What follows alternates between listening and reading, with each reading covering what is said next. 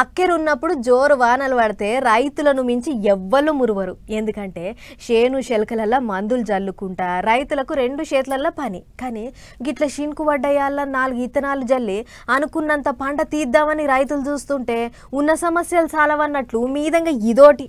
తెలంగాణ రాష్ట్ర రైతులకు యూరియా కష్టాలు ఇప్పటంతలా తీరేటట్లు కొడతలేదు.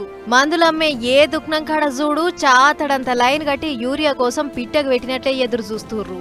రాజన్న సిరిసిల్ల జిల్లా చందుర్తి మండలంలో యూరియా కోసం రైతులు పడుతున్న తిప్పలకిది. ఇచ్చే 1-2 బత్తాల కోసం గంటల కమానం ఏం నిలబడతామని లైన్ కోసం చెప్పులు పెట్టిర్రు.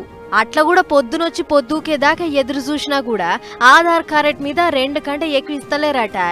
ఇదే ముచ్చట మీద రైతులు మాట్లాడుకుంటా సరిపోను యూరియా లేదు, లింగులింగుమని 1-2 బత్తాలు ఇస్తే మాకు ఏం ఉట్లకు సాల్తది, ఈ యూరియా బత్తాల కోసమే గిన్ని మాట తిరిగితే మాకి ఎద్దు వ్యవసాయం ఏం లేదా ఎట్లా అని గరమైతుర్రు.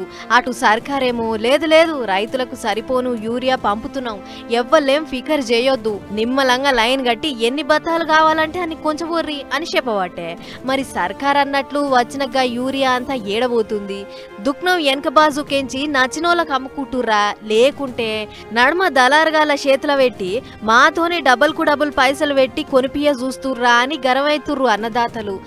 ఏదేమైనా మంచిగా షిన్కులు పడేయాల చేను శెలకలల్ల మందులు కొట్టుకుంటా పంటను చూసుకోవాల్సిన మేము యూరియా కోసం గిన్ని అవస్థలు పడాల్సిన పరిస్థితి వచ్చింది.